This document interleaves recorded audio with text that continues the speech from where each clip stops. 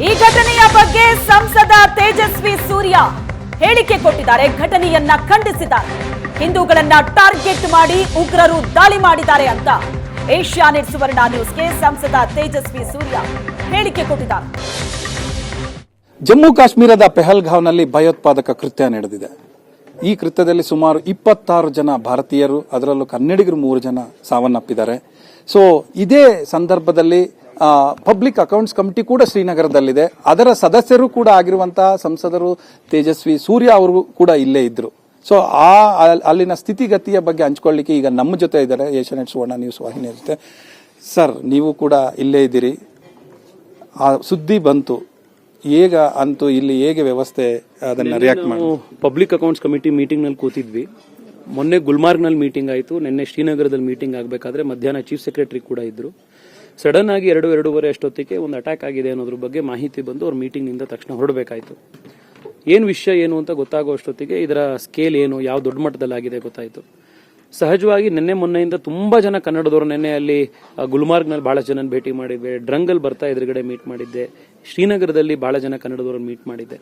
ಸಹಜವಾಗಿ ಅಟ್ಯಾಕ್ ಬಗ್ಗೆ ವಿಷಯ ತಿಳ್ಕೊಂಡು ನಮ್ಮವ್ರು ಯಾರಾದರೂ ಸಿಗಾಕೊಂಡಿದ್ರು ಅವ್ರಿಗೆ ಸಹಾಯ ಮಾಡಬೇಕು ತಕ್ಷಣ ಅಂತ ಹೇಳಿ LG ಆಫೀಸಿಗೆ ಮಾತಾಡಿ, ಇಲ್ಲಿನ DGP DIGಗಳಿಗೆ ಮಾತನಾಡಿ, ಸೌತ್ ಕಾಶ್ಮೀರ್ನ DC ಜೊತೆ ಮಾತನಾಡಿ, ನಮ್ಮ ಶ್ರೀನಗರದ DC ಜೊತೆಗೆ ಮಾತನಾಡಿ ಸಾಕಷ್ಟು ಕೋಆರ್ಡಿನೇಷನ್ಗಳು ಮಾಡಿತು. ನಿನ್ನೆ ಸಾಯಂಕಾಲದೊಳಗಡೆ ಯಾರು ತೀರ್ಕೊಂಡಿದ್ದಾರೆ ಏನು ಅನ್ನುವಂಥ ಮಾಹಿತಿಗಳು ಬಂತು. ಇನ್ಫ್ಯಾಕ್ಟ್ ಇಲ್ಲಿನ ಅಧಿಕಾರಿಗಳಿಗೆ ಮತ್ತೆ ಇಲ್ಲಿ ಯಾರು ಇನ್ಚಾರ್ಜ್ ಆಫೀಸರ್ಸ್ಗಳಿದ್ರು ಅವ್ರಿಗೆ ಯಾರಿಗೂ ಇವ್ರ ನಮ್ಮವ್ರ ನಂಬರ್ ಇರಲಿಲ್ಲ. ಇನ್ಫ್ಯಾಕ್ಟ್ ನಮಗೆ ಬೆಂಗಳೂರಿನಿಂದ ಮತ್ತಿಕೆರೆಯಲ್ಲಿ ನಿವಾಸ ಆಗಿರುವಂಥ ಸುಜಾತ ಅವ್ರ ಮನೆಯವರು, ನಮ್ಮ ಕಾರ್ಯಕರ್ತರೊಬ್ಬರು ಅವ್ರ ನಂಬರ್ ತಂದು ಕೊಟ್ಟರು. ತಕ್ಷಣ ನಾನು ಅವ್ರಿಗೆ ಮಾತನಾಡಿ ಚೇತನ್ ಅಂತ ನಮ್ಮ ಅಧಿಕಾರಿಗಳು ಯಾರು ಕೋಆರ್ಡಿನೇಟ್ ಮಾಡ್ತಿದ್ದಾರೆ ಅವರಿಗೆ ಸಂಪರ್ಕ ಮಾಡಿಕೊಡ್ತು. ರಾತ್ರಿ ಹೋಗಿ ಅವ್ರನ್ನೆಲ್ಲ ಭೇಟಿ ಮಾಡಿ ಅಲ್ಲಿ ಹಾಸ್ಪಿಟಲ್ ಏನು ವ್ಯವಸ್ಥೆಗಳಿದೆ ಅನ್ನೋದನ್ನ ವಿಚಾರಿಸಲಾಯಿತು. ಮಂಜುನಾಥ್ ಅವರ ನಂಬರನ್ನು ನಮ್ಮ ಚನ್ನಬಸಪ್ಪನವರು ಶಿವಮೊಗ್ಗದ ಶಾಸಕರು ಅವ್ರವ್ರ ಮನೆಯವ್ರ ಜೊತೆಗೆ ಸಂಪರ್ಕದಲ್ಲಿದ್ದು ಅವ್ರ ನಂಬರ್ ಕೊಟ್ಟು ಅವ್ರನ್ನ ಕರ್ಕೊಂಡು ಬರೋದಕ್ಕೆ ವ್ಯವಸ್ಥೆ ಆಯಿತು. ಅಷ್ಟೊತ್ತಿಗೆ ನಮ್ಮ ರಾಜ್ಯ ಸರ್ಕಾರನೂ ಕೂಡ ಮಾನ್ಯ ಮುಖ್ಯಮಂತ್ರಿಗಳು ಚೀಫ್ ಸೆಕ್ರೆಟರಿ ಅವರಿಗೆ ಸೂಚನೆ ಕೊಟ್ಟು ಸಂತೋಷ್ ಲಾಡ್ ಅವರು ಕೂಡ ಮಧ್ಯರಾತ್ರಿ ಅಷ್ಟೊತ್ತಿಗೆ ಇಲ್ಲಿ ಬಂದರು. ನಮ್ಮ ಚೇತನ್ ಅಂತ ಹೇಳಿ DIG ಒಬ್ಬರು, ಅವರು ಕೂಡ ಬಹಳ ಕೋಆರ್ಡಿನೇಷನ್ ಅಲ್ಲಿ ಸಹಾಯ ಮಾಡಿದ್ರು. ರಾತ್ರಿ ಸುಮಾರು 2:30-3 ಗಂಟೆ ತನಕ ನಾವು ನಿರಂತರ ಅವ್ರ ಸಂಪರ್ಕದಲ್ಲಿದ್ವಿ. ರಾತ್ರಿನೇ ಈ 3 ಫ್ಯಾಮಿಲಿಗಳನ್ನು ಯಾರು ತೀರ್ಕೊಂಡಿದ್ರು ಅವರನ್ನ ಶ್ರೀನಗರಕ್ಕೆ ಕರ್ಕೊಂಡು ಬರುವಂತ ವ್ಯವಸ್ಥೆ ಆಯಿತು. ಇಲ್ಲಿ ಟೂರಿಸಂ ಡಿಪಾರ್ಟ್ಮೆಂಟ್ನ ಗೆಸ್ಟ್ ಹೌಸ್ನಲ್ಲಿ, ಆರ್ಮಿಯ ಒಂದು ಕ್ಯಾಂಪ್ನಲ್ಲಿ, CRPFನ ಒಂದು ಸ್ಟೇಷನ್ ವ್ಯವಸ್ಥೆಯಲ್ಲಿ ಅವ್ರನ್ನೆಲ್ಲ ಉಳಿಸುವಂಥ ವ್ಯವಸ್ಥೆ ಆಗಿದೆ. ಬೆಳಗ್ಗೆ ಅಮಿತ್ ಶಾ ಅವರು ಅವ್ರನ್ನೆಲ್ಲರೂ ಭೇಟಿ ಮಾಡಿದ್ರು. ಇವತ್ತು ಬೆಳಗ್ಗೆ ನಾನೇ ಪಲ್ಲವಿ ಅವರನ್ನ ಮತ್ತೆ ಅವರ ಮಗನ್ನ ಇವತ್ತು ಅಮಿತ್ ಶಾ ಅವ್ರನ್ನ ಭೇಟಿ ಮಾಡಿಸಿ ಅವ್ರನ್ನ ಮಾತನಾಡಿಸಿದ್ರು.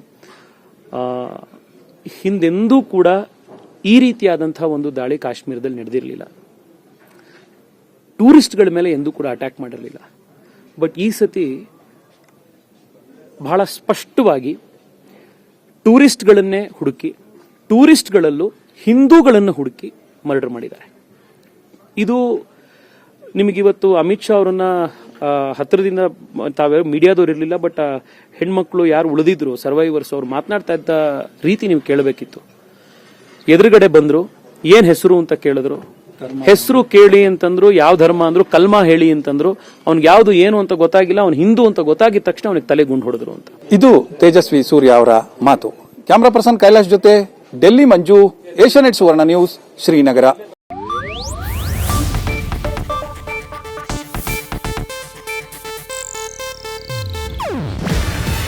ಇದು ಏಷ್ಯಾನೆಟ್ ನ್ಯೂಸ್ ನೆಟ್ವರ್ಕ್ ಪ್ರಸ್ತುತಿ. ನೀವು ನೋಡ್ತಿದ್ದೀರಾ ಏಷ್ಯಾನೆಟ್ ಸುವರ್ಣ ನ್ಯೂಸ್.